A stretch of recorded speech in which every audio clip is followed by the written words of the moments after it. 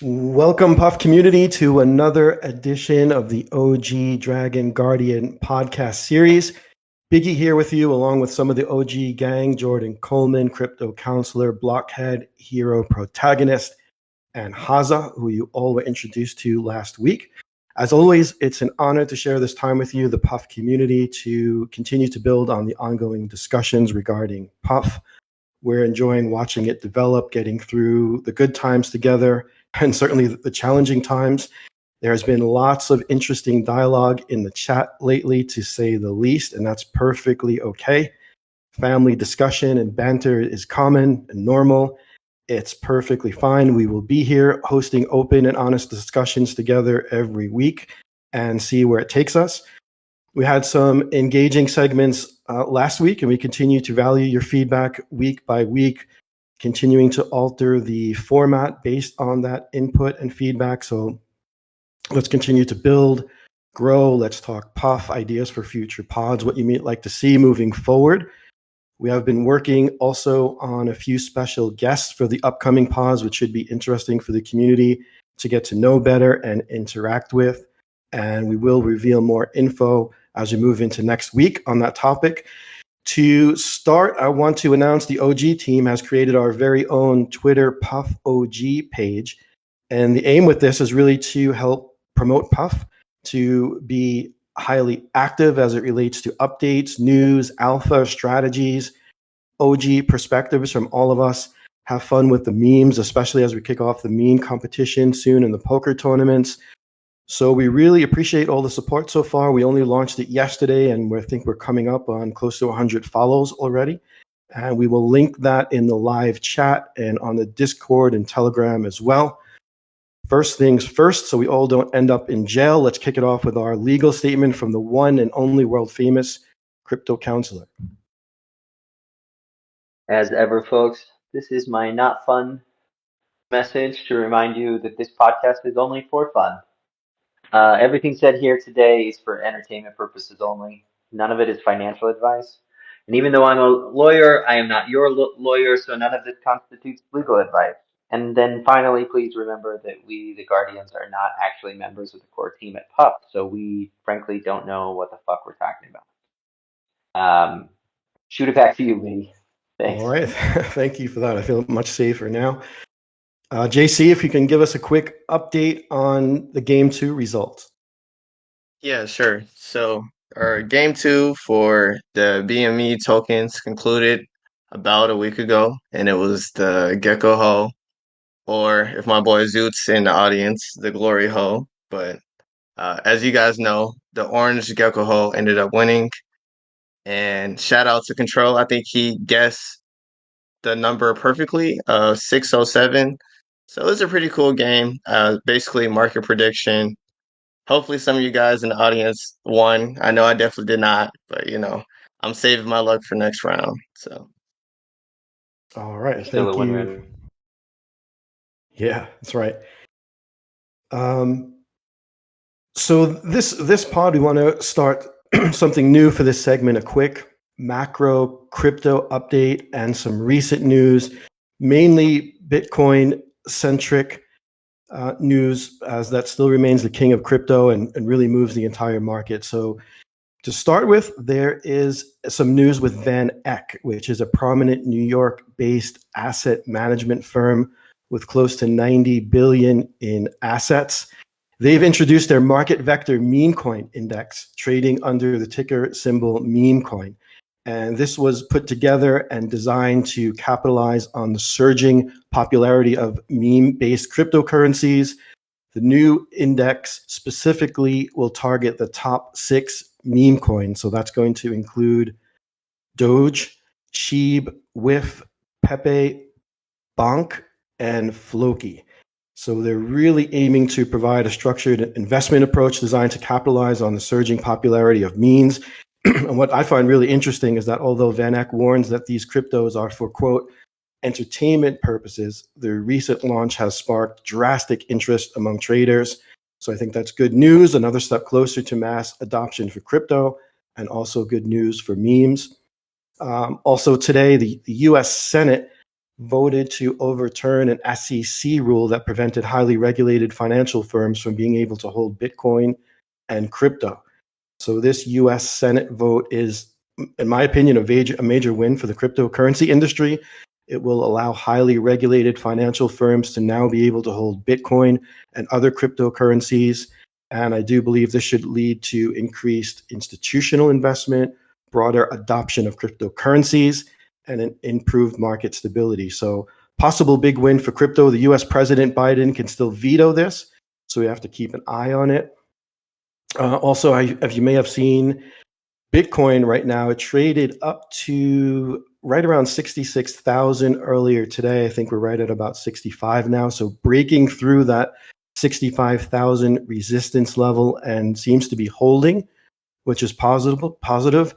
And to keep it nice and simple, based on my analysis of Bitcoin, we have a swing support level of 56,500. So the bottom of that going off the 50% ETF correction, Bitcoin low, which was around 38,500, to the top at 73,800, which is the current all-time high. So split that number in half, right around 56,000. So while we remain above that level, in my opinion, we're in good shape. Bitcoin is continuing to accumulate and track well.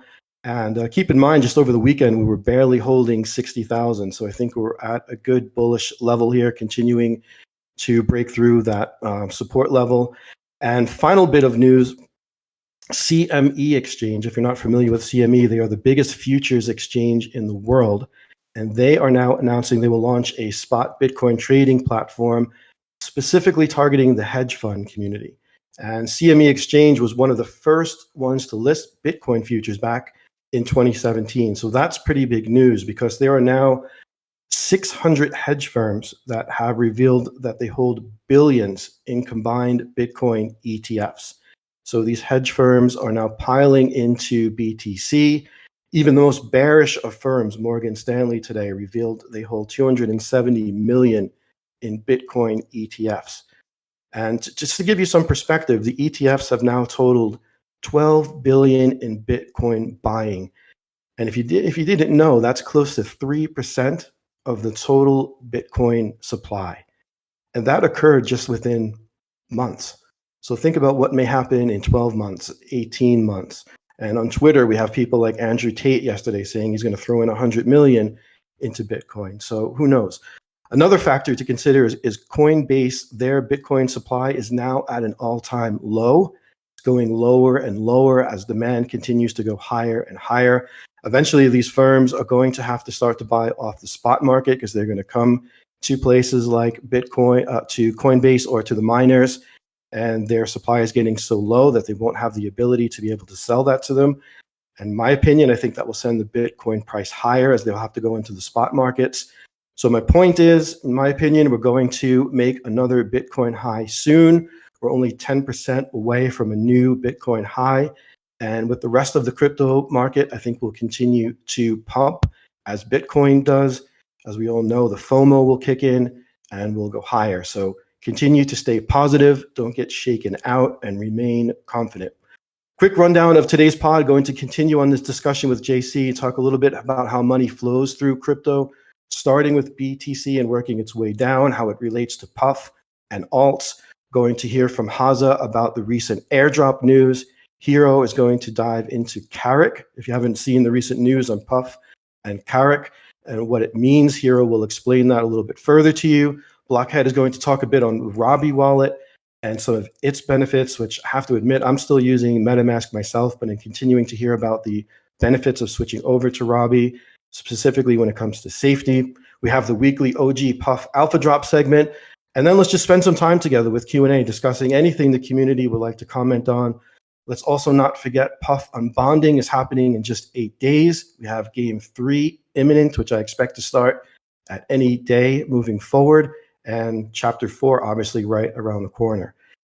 We also have Rogue currently winning over Aslan in the voting nominees right now. So we highly appreciate both of these guys into the community. They're both amazing. Also heard that Melissa said she's going to get Rogue a very, very special gift if he wins.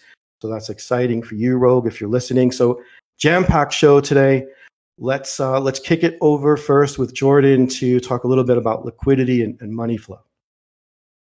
Yeah, sure. I shared the picture that I'm gonna use in the chat so you can follow along in case screen share doesn't work for you. 1 second. All right. Come on, screen share. Okay. Doesn't seem like I can pull it up for some reason, but you can follow it in chat. So I'll just talk about it. Okay, so I've seen some comments in chat um, in general, and this is typically how market liquidity flows. I mean, there's no guarantee that's going to happen again, but every past cycle, the same liquidity flow seems to happen. And money comes into BTC, right? Bitcoin. And as you can see, we have had ETFs approved. So we have a lot of institutional money coming into Bitcoin. Eventually, they're going to get their 2x or 3x and seek greener pastures. So a lot of that liquidity is going to flow into Ethereum for a couple of reasons. It's the number two cryptocurrency, and on top of that, right, a lot of cryptocurrencies are based on Ethereum. So once that money comes to Ethereum, you're probably going to see Ethereum double within a month time period. And a lot of that money that comes into Ethereum is going to come on chain to a lot of L2s, large caps like Polkadot, Cardano, Manto. And a lot of that money that flows to large caps, once they get their 2 or 3x, they're going to seek greener pastures again and then put that money in things like Puff, right? Because a lot of that money is going to flow on chain. So it's going to flow from Ethereum to a L2 like Mantle. And once they make their 2 or 3x on Mantle, that money's going to flow to Puff. And this happens pretty much every single cycle. So to me, I don't see why it would be different this cycle. I do understand that meme coins probably are going to be a asset on its own, but it doesn't mean that altcoins and meme coins can't exist in the same ecosystem. Yeah, I agree with that. I think all of us here, OGs, have been through a couple of cycles with crypto, and we've seen the same type of scenario play out. The money comes into Bitcoin and then starts to flow down to Ethereum and then into the alts. So I think we're getting into that season as we come into June and the run up into the elections, possible rate cuts coming here in the US, which will add more liquidity into the marketplace. So that is my belief. I think all of us OGs share the same type of sentiment that we're heading into a bull market, although things may not seem like it right now. Do you think it's coming? So continue to be confident, stick tight. This is a great project. Obviously, we all believe that there are bigger things to come moving forward. So moving from there, I want to pass it over to Haza, talk to you a little bit about some recent airdrop news. Yeah, I just wanted to briefly talk about airdrops because it ties in nicely to liquidity coming into the market. And it seems there are three big ones that may all drop in June, which are Blast, ZK Sync, and Layer Zero. So ZK Sync is a bit of an unknown. We've been expecting that one for a long time, but a lot of people do think it might come in June, so that's good. They're quite interesting to compare.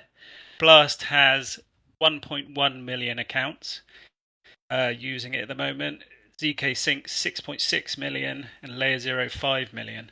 So those last two are a huge amount. And so they're currently going through methods to remove the Cybals. Layer Zero in particular has got an interesting thing going on. In a couple of days, they are doing a Cybal bounty hunting program.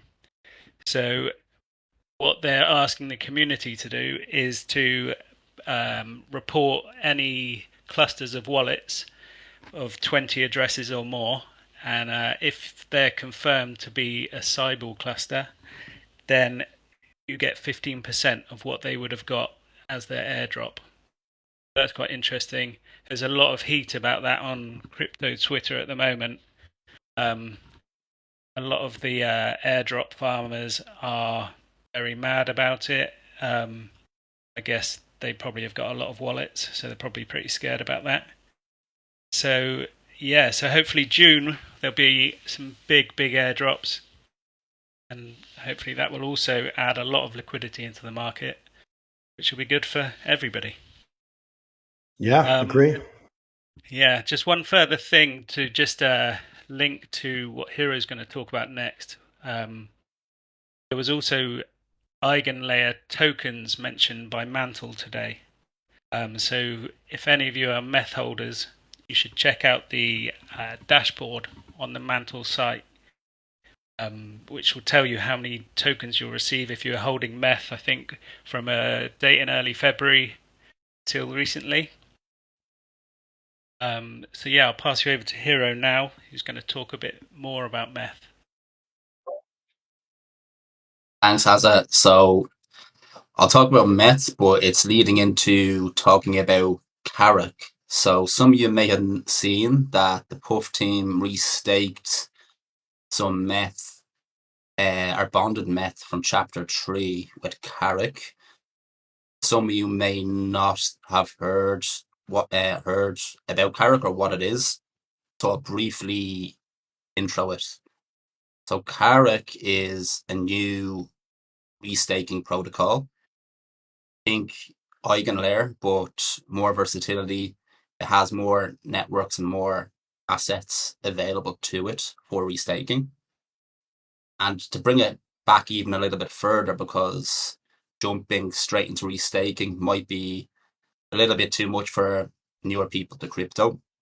If we can bring it back to meth, like Hazu was mentioning there, and it all starts for us, I suppose, with liquid staking through meth, and meth stands for Mantle Staked Ether, in case you didn't know. And we have that. If you look at that link that Crypto Counselor put in chat there, where does meth actually come from? Well, you can stake your ETH on that website there to receive meth on Ethereum on layer 1. And then you can bridge that meth to Mantle. What most people here, or maybe not most people, but a lot of people probably just swapped directly for it on Mantle. So you may not have realized where your meth was coming from originally, but people originally had to stake ETH on L1 to get meth and then bridge it to Mantle. And what meth does for you is it's a liquid staking token. And what that means is that you can unstake that meth at any time and you'll receive back your underlying principal ETH that you staked. But you'll also get additional rewards in the form of yield. So in our case, we'll get APY, which is currently about 3%. There are some additional rewards as well that have been offered. We had a boosted APY for a long time. And as Hazza mentioned there, we are also eligible for Eigen points, which convert into actual Eigen tokens. So yeah, you can check that dashboard there to see how much Eigen you might be entitled to if you've been holding meth.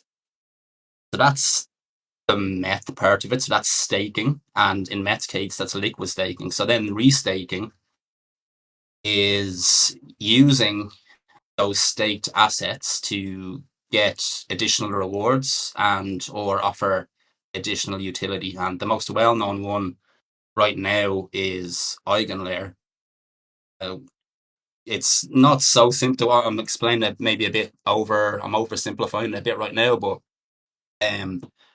what it does, restaking does, is it uses a blockchain to secure other, mostly smaller blockchain apps. But from the investment side, it's kind of pitched as a way to juice a little bit of extra interest out of conventional staking. So you can kind of get a bit of extra return on the ETH you've already staked. So that's what Eigenlayer does. And to expand on KAREK, I'd said at the start that KAREK offers a bit more versatility compared to Eigenlayer. Eigenlayer is ETH mainnet only. However, KAREK is available on ETH mainnet. It's also available on Arbitrum, and there's a new KAREK L2 as well that you can use for this restaking. And aside from the networks, the additional networks, you can also stake or restake additional assets. So we have ETH, of course. a variety of liquid staked ETH, like meth. That's why the team are restaking our meth there. And even stable coins as well. So I don't think you can't do stable coins on Eigenlayer, but you can on KAREK. So that additional variety with it, some people argue, offers or gives a little bit more risk as well. So yeah, it's kind of a risk reward balance you have to take account of there. And KAREK is potentially a good opportunity now because a lot of people were disappointed with the Eigenlayer drop details. So this potentially gives KAREK an opportunity to actually challenge Eigenlayer. So going back to the funds that were restaked on KAREK, so the Puff team, the last time I checked, they had restaked 20,000 meth. So pretty much all of the bonded meth from Chapter 3 has been restaked on KAREK. And what we will earn there as a kind of Puff team is KAREK XP, which pretty much are just points. And in addition to rewards from partner protocols. So it looks like from the tweet that the Puff team put out that we seem to be one of these partner protocols. I think they specifically said we'd negotiated a special deal with KAREK. Neither me nor the OGs know exactly what that means. But what you can expect to happen over the next while is that this XP will be distributed back to meth bonders, meth holders, maybe even puff holders in the form of rewards for playing games or rewards from, it doesn't necessarily need to be a game, it just might be rewards from chapters in the future. So from the tweet again, it said that we can expect the KAREK XP will be distributed out in one or more of the upcoming games or chapters. So the details on that are not confirmed yet. We don't know how much we're going to get, and at the moment it's just speculation.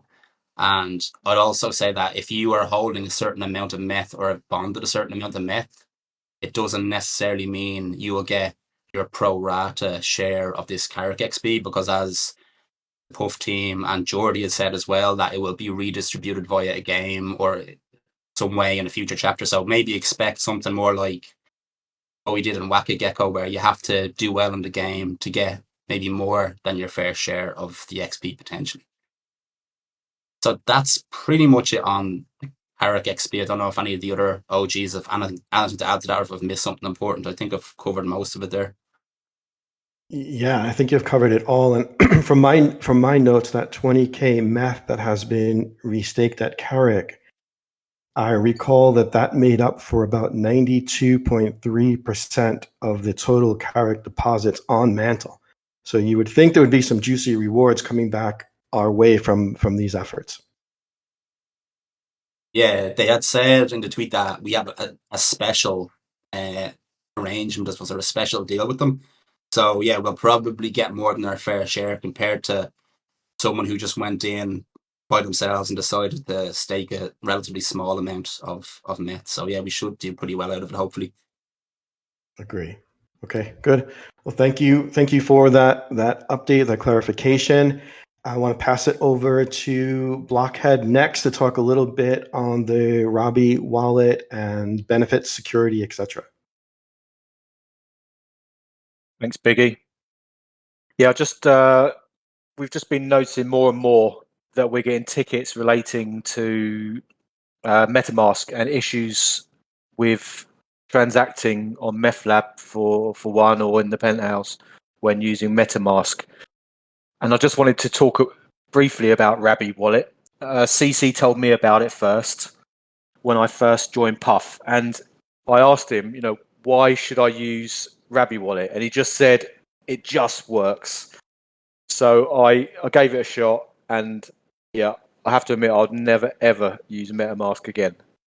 RABBY is just a breath of fresh air when you're transacting a lot. It makes such a difference. So yeah, I don't need to go into it in too much detail. If you want any more detail on it after this, feel free to grab us in the chat. Feel free to raise a ticket, and we can go into more detail onto how to import a MetaMask wallet into RABBY or to set up a new RABBY wallet from new. But we could just maybe just run through a few of the benefits of using RABBY wallet and why it's superior to MetaMask. I found that the UI is clear. The wallet is, the functionality is simple compared to MetaMask, and it's so much faster than MetaMask.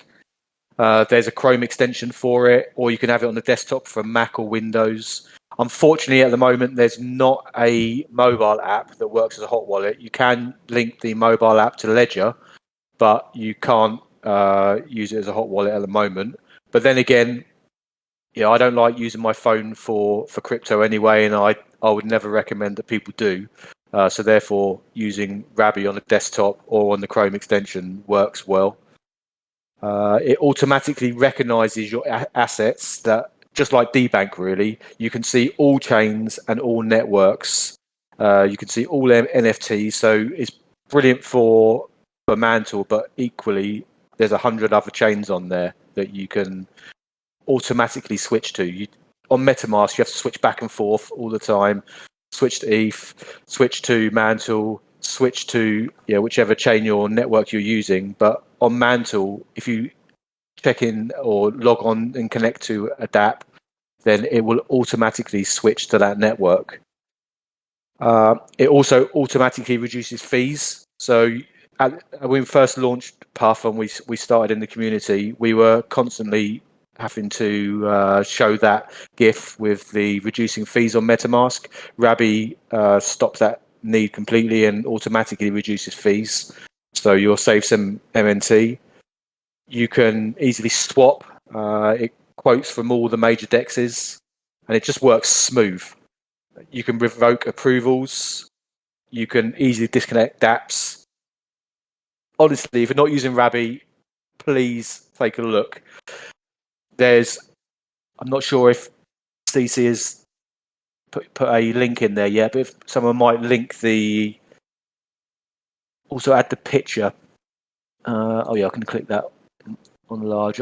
Screen share isn't working, sorry, so I can't see what is being shared and what's not. I've shared all the things in the chat, and thanks, CC. The other major benefit of RABBY is the security. My honest opinion is it's much more difficult to get scammed using RABBY because it puts so many security features in that MetaMask doesn't have. You can see exactly what you're signing, and it's the first wallet to show your estimated balance change as you're transacting.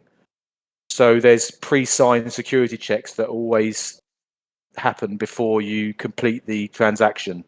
So there's a warning for new actions. There's a warning for new dApps that you're using, and the alerts are risk assessed dependent on how many users have transacted with that dApp already. So let's say it's Uniswap. Obviously, millions are transacting on Uniswap. So therefore, the warning or alert that you'll get is quite easy to navigate through. It'll just be one click. Yes, you haven't used that before. Yes, I would like to use it. Move on. Whereas if you're transacting on MethLab for the first time, where not so many users are completing transactions, it's going to make you check everything. Every stage, you're going to have to click, say, I know this is a new smart contract. I know that it's high risk. And you'll have to go through all of those additional checks just to make the transaction. And my worry about being scammed has always been how easy it is just to click through as a matter of fact kind of transaction. And this kind of has helped me just to slow down, check the transaction, check the balance, check the approval, and move on from there. I honestly think that everyone will benefit from using RABBY, whether you've been in crypto for since the inception of Bitcoin, or if you're new user as well. I think it simplifies, but also adds security and speed and automates so many processes for us. So Biggie, that's really what I've got to say on RABBY. But yeah, if anyone wants any more information on it, 2 cents. Let me add two please do. cents. Yeah. It sounds like we're shilling a product, and I just want to be clear that we're not. I think I've sent over 1,000, certainly people over the last couple of months, puffers to RABBY because it is that much better. If you go to Yeah. a fake puff website, RABBY will warn you that very few people have ever interacted with that website, and are you sure you want to? Which is a good indicator, right, that it's not the accurate website, because obviously plenty of people have interacted with the website. So I don't have, despite having sent, hundreds and hundreds of people to RABBY over the last couple of months, I've not even created a reference link, because I just think everyone should use this wallet for security purposes. The interface is more enjoyable too, but the benefit is really that it just adds security to a world where obviously we're all, even the smartest of us who are selling at 2 a.m., there's always a chance that we may click the wrong link and accept the wrong transaction and, fall victim to a scam. So I would encourage everyone to use RABBY. I'm going to put a link in again to RABBY, but it's not a referral code or anything like that. It's just good sense. So thanks, Yeah. Block.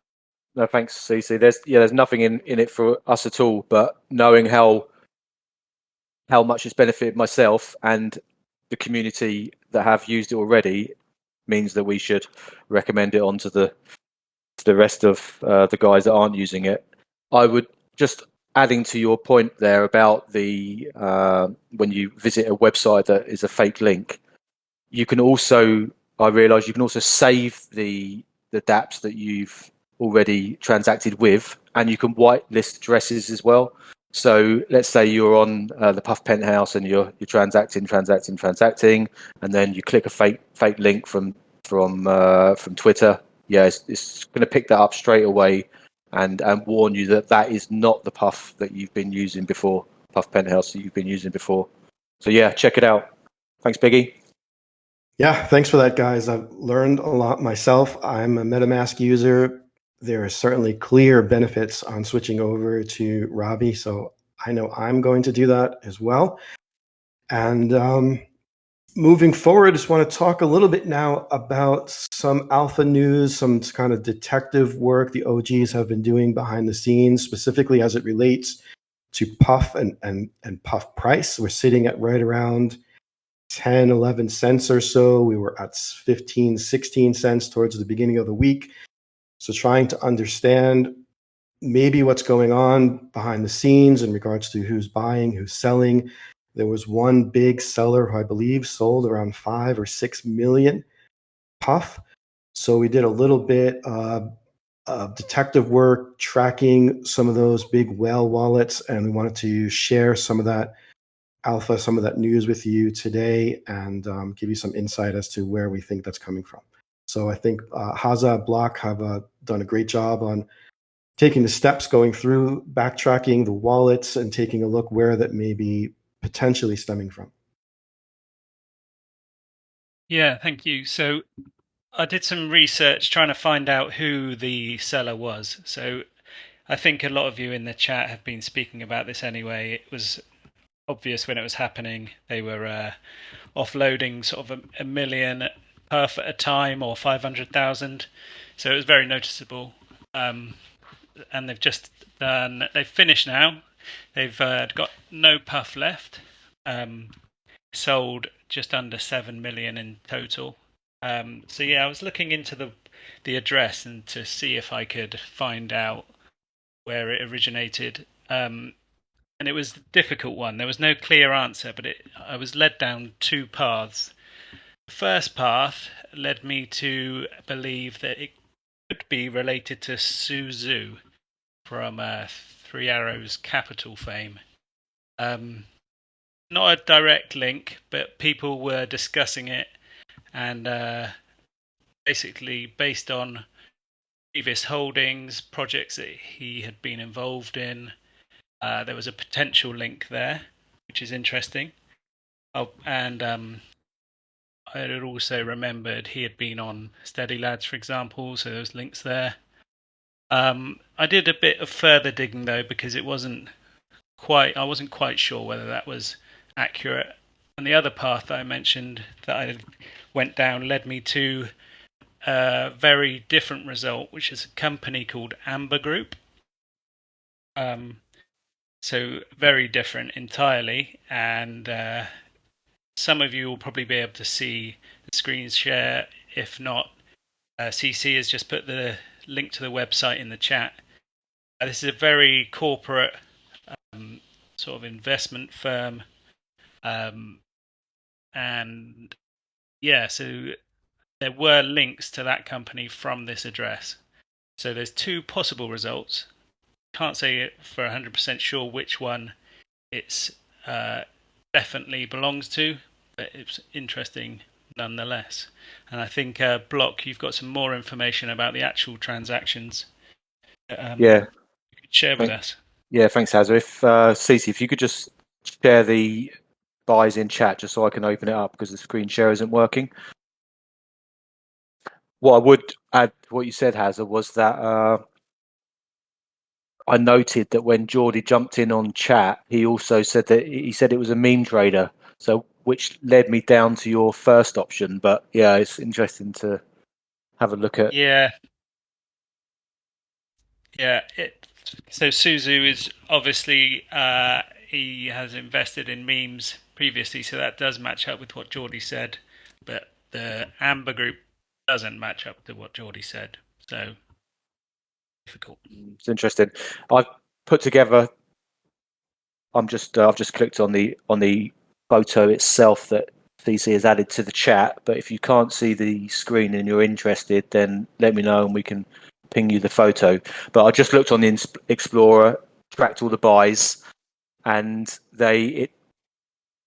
it's in summary, they used 195 meth and they received 6.7 million puff, and that was including their Genesis mint and the Chapter 2 staking reward where they received 582,000, which was a nice return. That ties in with the returns that we were getting as well. So that was the buys based around Genesis mint 9th of March and then through to April. Prices in dollars at 11 to 16 cent. And then the sells, they have sold over the last few days from the 10th of May to the 16th of May. And they were selling, like you said, has a million at a time, then 500,000 at a time, and finished today with their last million. And in meth terms, they made a bit. They, in dollar terms, it looked like they were kind of selling for near what they were buying for. But in meth terms, meth is a lot cheaper, 25% cheaper now than it was when they were buying. It was average about $4,000 per coin when they were buying, and now we're at $3,000. So they sold for 271 meth. So they actually made 76 meth profit on the sales. But the good news is they have no more puff. They can't affect the price anymore. And I think we can draw a line in the sand and move on from that now. Agree. Yeah, and I think that's a good thing. This big whale seller is out.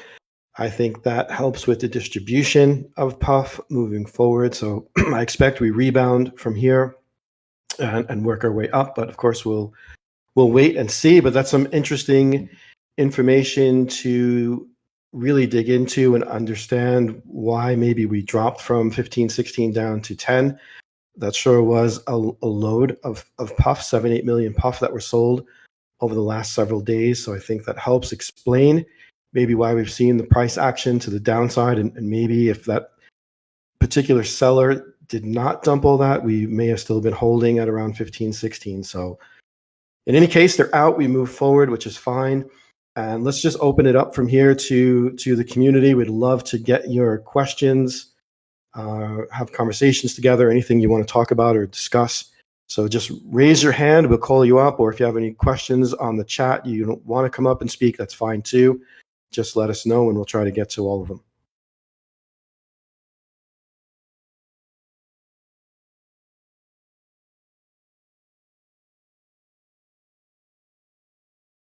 I think we have Crypto. Oh, we did have Crypto Bull Boy. I don't know. Oh, yeah, he's up on the stage. You're muted right now. You gotta unmute yourself. Bull boy. There we Okay. go. There Hi. you go. Am I audible? Yeah, we can Yes. hear Yep. you. Hello. Yep. You. Yeah, so I forgot my question. I think hero protagonist, if I'm not wrong, that's the name, right? Yeah. Yep. Yeah, what he was talking about, I'm sorry because I raised a hand at that point of time, and after that, we were talking about Rabby wallet. It So was I likely a just question then about KAREK. about About KAREK and how yes, the yes, meth yes, yes. has. Okay. Yes. So the point is, although you were telling me that we might distribute to people who have staked or bonded their puff on MethLab. So just to put it to perspective for everyone, so I bought very little METH, meth, just for the purpose of putting it because I knew that I need 2 coins. But my main investment was always puff. It was never Ethereum because I could have used Ethereum anywhere else, right? I never specifically wanted to buy meth and stake it or bond it for the purpose of earning money out of it because I can use Ethereum at hundreds of places to buy things and earn money. So please make sure that whatever returns we are getting out of Carrot or Karakan, if it is possible to distribute those rewards not only in proportion of what people have put in the form of meth, but also to people who have put in puff, right? Because let's talk about me. I have only, let's say, $100 in meth. Yeah, I think I understand your question. Thanks for your question, Yeah. Bull boy. So, first of all, I should clarify that we can't make sure of anything, right? As the guardians here, we're just members of the community like yourself. So we can't make certain of anything. But I will post a comment that was made by Jordy in the Discord a few days back when the KAREK announcement was first made.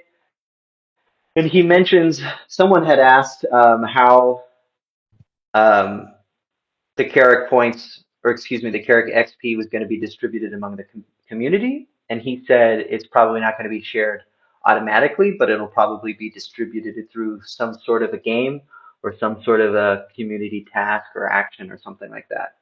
So we don't have the details on how that's going to be distributed, but it sounds like even if you're not a meth holder and you haven't bonded any meth, so you're just a puff holder, it's still likely that you'll have an equal chance at the KAREK XP. Okay? Yeah. Thank you so much. Absolutely. Anyone else with any questions or comments?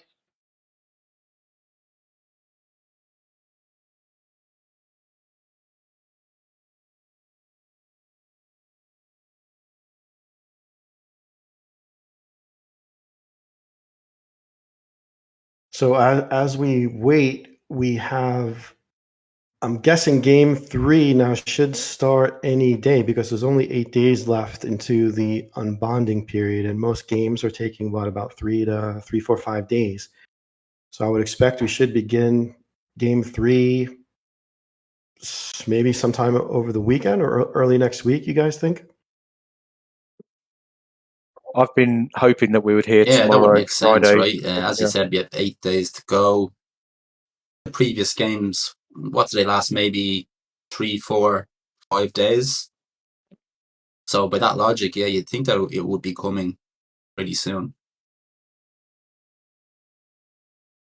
And I know a lot of people are interested to see what happens after all of this puff becomes unbonded and what it will do to the puff price? Will there be a lot of sellers? Will there be opportunity where maybe puff dips, which is a potential good buying opportunity? I think we'll find that out pretty soon in the next 8 days, and I believe it was the 24th. I don't think there's an official time on when they may become unlocked, but it is on the 24th. So that should be an interesting next event for us here at Puff. Anyone got any ideas what they think the next game might be? Will it be another prediction game? Will we be introducing some new characters? I don't know. We had the geckos last time. I suppose they're not main characters; they're more NPCs. But I don't know. I kind of would like maybe there was a lot of options to pick from the coin gecko one. Less in the first one, obviously. I think I'd prefer something with a few less options myself. More so just means I don't have to put as much thinking into it, and I can just go all in from the start and maybe have a better chance. Because like Jordan, I didn't make too much from the coin gecko game. I went in a bit too early. I remember there was some talk about ransom or bribes that were maybe related to Chapter 3, so maybe that has something to do with the next potential game. Yeah, could be. That was definitely mentioned. So if that's not Chapter 3, which it could be, and maybe they'll do that in Chapter 4 instead. I don't know. We'll see. And Did you have a community question? and regards to the poker, the meme tournaments, I think we've just received confirmation a couple of hours ago that we do have the prize allocations committed for by the core team. So I would expect that we start to get that rolling sometime next week, both the poker tournament and the meme competitions. So that should be exciting to get that going. We'll release the rules, the prize information as we move through the next couple of days, and we should be able to get that rolling pretty soon.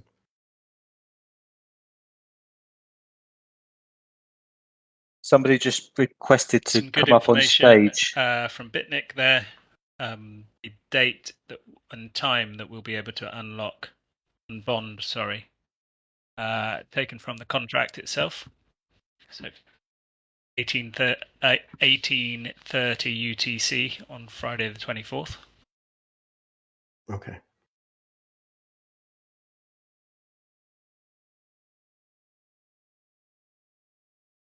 Well, it doesn't seem like we have anyone else that wants to come up and take the stage. Let me, before Biggie closes this out, let me just remind you that we created that Puff Guardian Twitter account. And the intention behind that is just to be more active on Twitter and give the community a voice in that forum. So if anyone wants to or thinks of some content that should be posted or creates a meme or a GIF or anything that's, of course, Puff related or relevant to the overall crypto market, feel free to tag one of the OGs in chat. Otherwise, post it to the Puff Puff Pass channel, which I'll copy a link of here into the chat. And we will, at our discretion, of course, but I think our intention is to be pretty liberal with what we put up there, but we'll post it so that we can give the community a voice on Twitter regarding Puff. And it looks like maybe we do have a speaker coming up.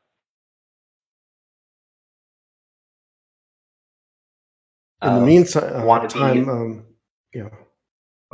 Wannabe artist, did you you just got to unmute yourself so we can hear you.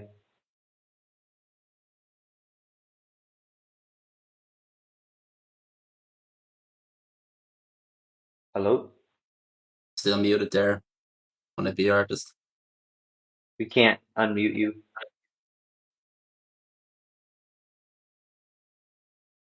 While we wait for Wannabe Honest to get unmuted, there's a couple of questions around the poker tournament. We definitely do plan on having a bounty on the heads of all the OGs. So if you knock one of us out in the tournament, we're planning to have a prize for that. And we're certainly hoping we get Vias, as well as if we can get Jordy, being a former professional poker player, have a bounty on him as well. That would be really fun. So we're hoping that we can get them involved in the tournament as well. But definitely a bounty on the heads of all the OGs. And the fun thing is that the likes of people who have been professional poker players and all that stuff, the tournament will be in a structure where even if you're a new player, you'll have a really, really good chance of knocking a more experienced player out. So yeah, it should be super fun for all levels of poker playing ability.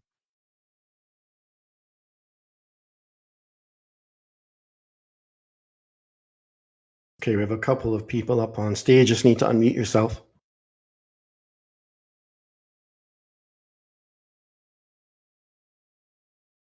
Wannabe artist, Crypto Bullboy. If you have anything to say, just unmute yourself.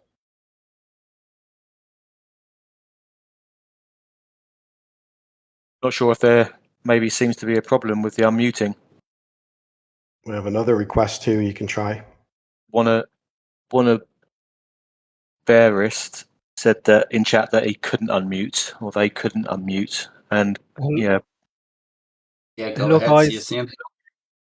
Hi, what's up everyone? how you doing? I hope you are doing good, guys. Thanks. So I have two questions. My first question is by staking the Met Ethereum, is there a multiplier added? Because I only staked Puff. That's a So great there, question. So you're go ahead, yeah, Hero. sorry. Yeah, so there was a multiplier for staking meth in the previous chapter.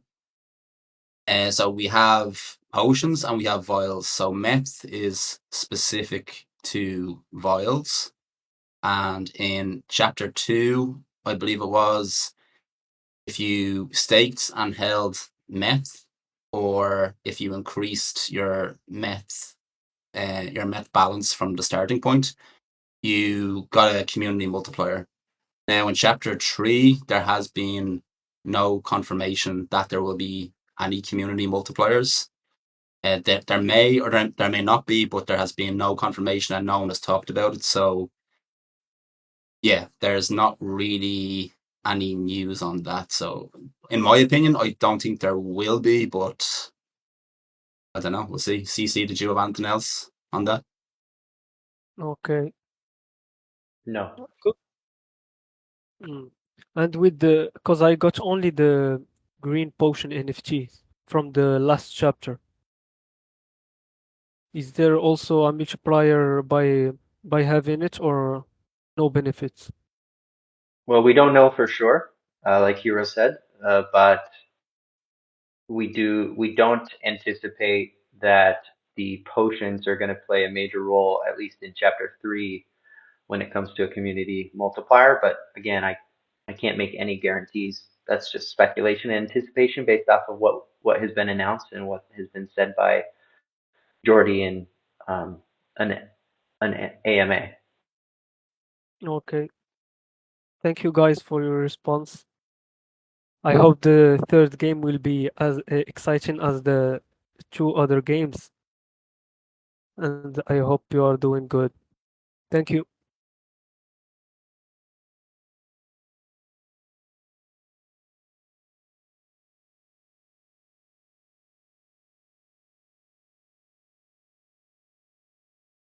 Okay, anyone else looking to come up for a question? We're coming up on an hour, so if we don't have any more questions, we'll start to wrap this up. Ball Boy joined us. He just needs to unmute, although he's dropped off again. Seems like Discord's having a few issues. There we go. Try again, Ball Boy. Oh boy, I guess you're having trouble with the mute button. Oh no, you sorted it out. Am I audible? Yes, you are. Yep. Hey, no question. I just wanted to ask the community kind of not to panic with regard to the price going down, because there's a lot of panic and a lot of doomsday thing happening in the Discord. And I really don't like all this negativity. So I would request everyone to kind of, I'm not saying don't criticize or don't analyze. Please analyze. It is helpful to everyone. Plus, don't create panic. Don't create some sort of doomsday talk and everything. Right? That's it. Thank you. Thank you Thanks, so much. Paul Boy. If I could just add to what Thank you you were for that. saying, Appreciated. David VU Invest is putting together a document. So if anyone does have any feedback, whether that's positive or if they want to share some concerns, David Invest is putting that document together so that we can then pass it on to the core team. The core team have actively asked us to gather that. Okay, I think we're probably safe to call it then. Back to you, Biggie.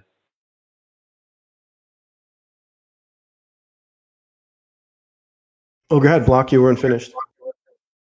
Sorry, I didn't know if Yeah, we everyone heard could you. hear. We heard you. Oh, okay, yeah. So I was just saying, yeah, gather your feedback and your comments and pass them over to David, and we'll pass them on then to the core team, and hopefully at the AMA then they will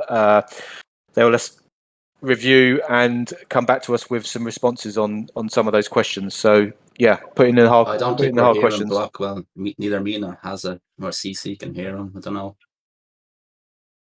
Yeah, I can hear him. Sorry, so sorry. only some people can hear me, I believe. But yeah, I'll finish there. Okay. Okay, I think that's about it. We're coming up on just about an hour. I don't see any more requests to speak, so we will wrap up this episode. As we close this out, just want to thank everyone again, all of the OGs, you, the Puff community. We will continue to work behind the scenes and bringing fresh content, fresh ideas, community projects. As I mentioned, we should be kicking off the Puff Poker Night and the meme competition next week. We also have the third and final Blue Magic token game sometime starting over the next few days. The Puff bonding ending in just about 8 days. And of course, as we make our way one step closer to Chapter 4, as a reminder to anyone who may be listening to the recording on either YouTube or Spotify to come over to the Puff official Discord, come in and join on the upcoming fun. Follow the official Puff and the new Puff OG page on Twitter to keep up to date on official announcements. All the links will be in the YouTube description. And please remember, don't fall for any scams. Don't click on any unofficial links. The OGs will never DM you first or reach out directly. So also remember that. So that's all for today, Puff fam. Thank you again from all of us here. And we will see you over in the chats and, of course, on the next pod as we move into Game 3 next week. Thank you.